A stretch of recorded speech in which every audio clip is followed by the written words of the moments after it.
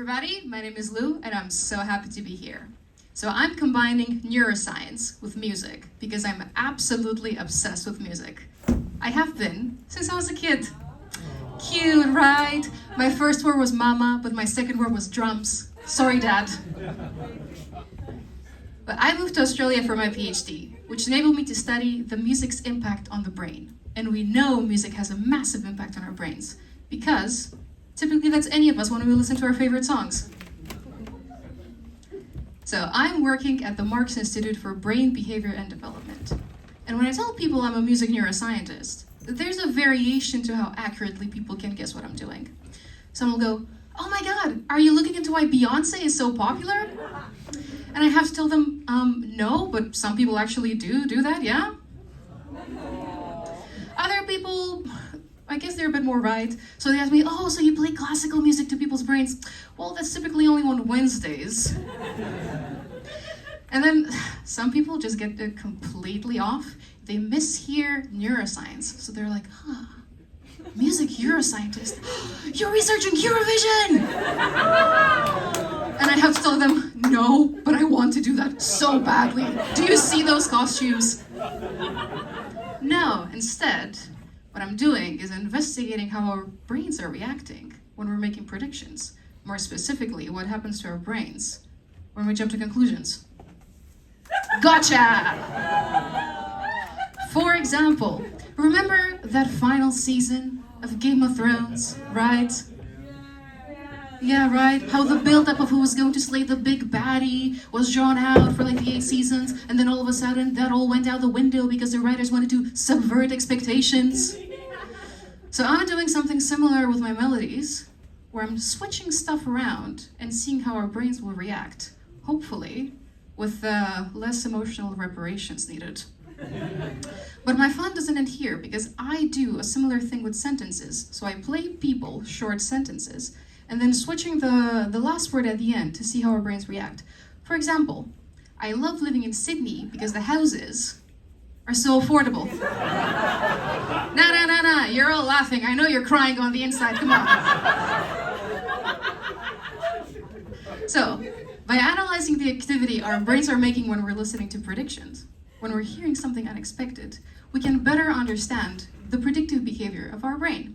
And that can help us develop music that soothes us, develop music and speech therapy, and finally, understand why Eurovision is so popular. So, let me share some of the work that I'm doing about how our brains are making predictions when we're listening to melodies and sandwiches. Yeah, that's a slow burn, I know. So we have 2 types of prediction in the brain. On one hand, we have content. What note is coming next? Let's say we had this melody, and I'm so sorry, we couldn't get the auto-tune to work. Typically we play these on a marimba. You'll have to settle for me. I'm so sorry for the people who can sight read. So let's say it goes do, do, do, do, do, do. You were very likely able to predict that final note, right? But what if instead I went do, do, do, do, do, do. It sounds pretty bad, and I know it's not just because of my singing. That's because our brains are wired to react to specific things when we're listening to music. And we're doing similar things to speech as well. So, let's say we have this sentence, and I swear to you, these are actual sentences that I've played my participants. The 2 students met and soon fell in love. Cute, very romantic, very demure.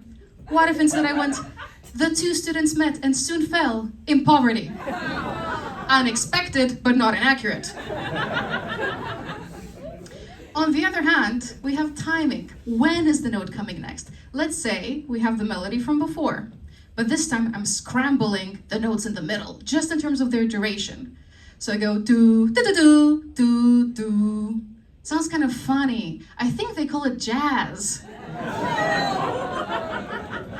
And we actually can do a similar thing with the timing in speech. So what if instead I went, the 2 students met and soon fell in love? Because you've heard me talk before, you were able to generate expectations about my cadence. So I was able to screw around with that. So normally in music and speech, content and timing are seamlessly integrated. But if I start playing around with that, your predictions will adjust accordingly. In my experiments, we are simultaneously and independently manipulating content and timing.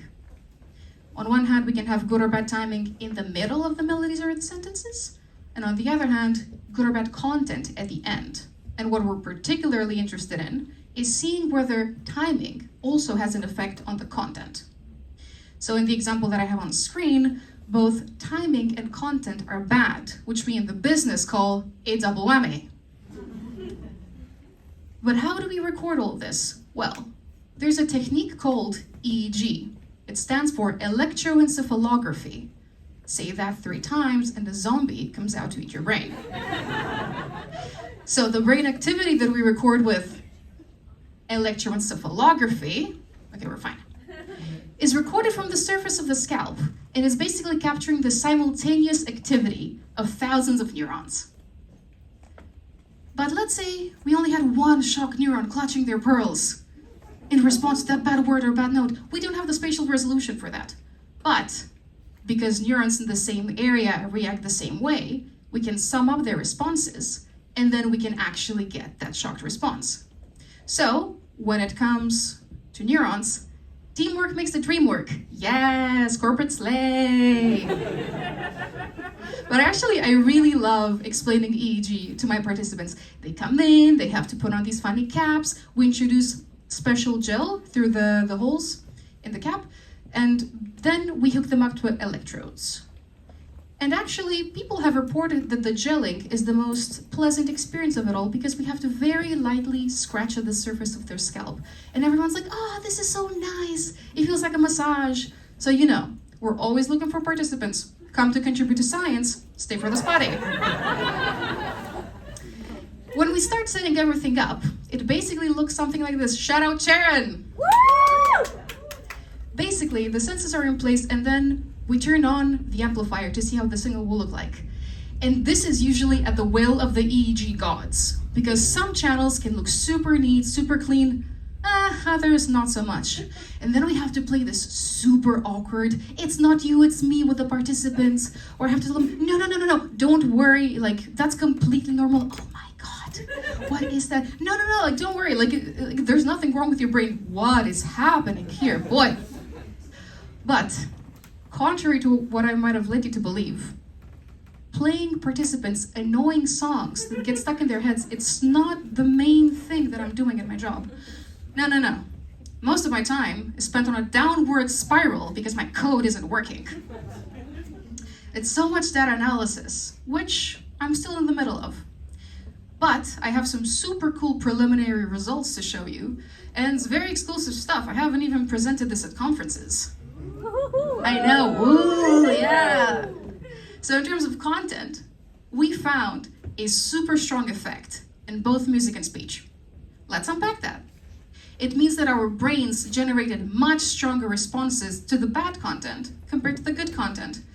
And I composed the melodies myself, so it was actually so validating as a composer. It's like I was DJing at a party, and then I was going from pop to classical to Mongolian throat singing, and everyone was still vibing anyway. In terms of the timing, we found that it plays a decent effect in music, but not in speech. That's also quite intuitive, actually. You know, you're on a Zoom call, the internet is bad, and then Zoom's doing that thing where it's slowing down and then speeding up, so you can also get up to speed with what people are saying, but you're still able to understand everything. So we're a bit more flexible about that. On the other hand, if I were to go ba-ba-ba-bum, that's completely different to ba-ba-ba-bum. So, you know, even this is Ludwig approved. So, let's start wrapping things up. What did we learn? We learned that the brain is a lean, mean, predictive machine. We learned that music and speech are great conduits through which we can understand the predictive behavior of our brains. And last but not least, we learned that getting your brain scanned with electroencephalography is a great excuse to get a head massage. All right, I think we're safe. Oh no, they found us! Thanks, everyone.